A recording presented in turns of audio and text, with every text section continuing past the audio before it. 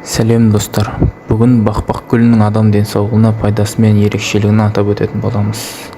Алдымен арнаға тіркеліп, қоңыраушаны басып, достарымызбен бөлісеміз. Бақбақ гүлі көктемнің тұңғыш гүлі. Ол еліміздің барлық өңірлерінде өседі. Оны ел ішінде сарғалдақ деп те атайды. Біз бүгін сіздерге бақбақ гүлінің адам денсаулығына пайдасын туралы айтқымыз келіп отыр.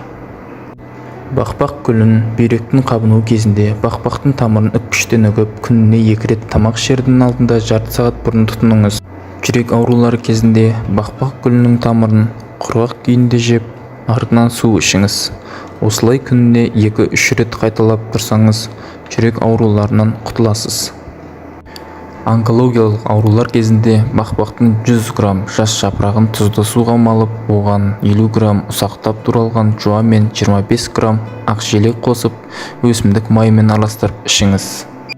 Теріңізді ағарту үшін бақбақ гүлін жарты литр суға жарты сағат қайнатып, бетіңізді таңертең және кешке сүртсеңіз болады.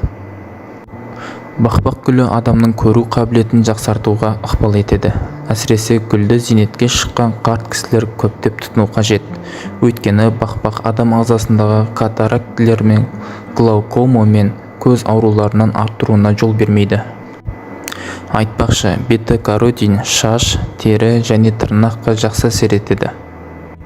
Сонымен қатар қан құрамындағы қант мөлшерін төмендетеді. Қант диабетімен ауыратындар бақбақ гүлін тұрақты тұтыну қажет.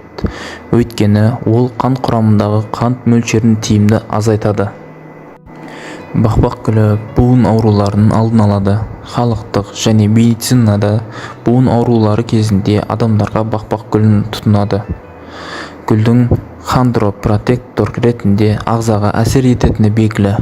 Бұл дегеніміз шеміршектің қалпына келуін реттейді, әрі буын аурулары мазалаған жандарға жақсы көмектеседі. Мидың белсенділігін арттырады. Бақбақ гүлдері ми белсенділігін ынталандырады, концентрацияны жақсартады.